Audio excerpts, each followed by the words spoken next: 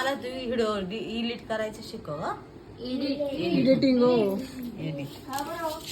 शिकव ना बाबा. टाकायचे असेल बोला स्वतःचे फोटो काढता येतात का झाडा आंब्यात झाडा खाली आर्यावत मध्ये त्या पोरींना इकड डोळा मार तिकड डोळा मार बस मला का माहित नाही का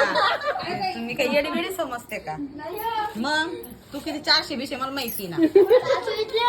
बाई असं मग मारतो ना तू चलता चलता मारतो कसं वाटतं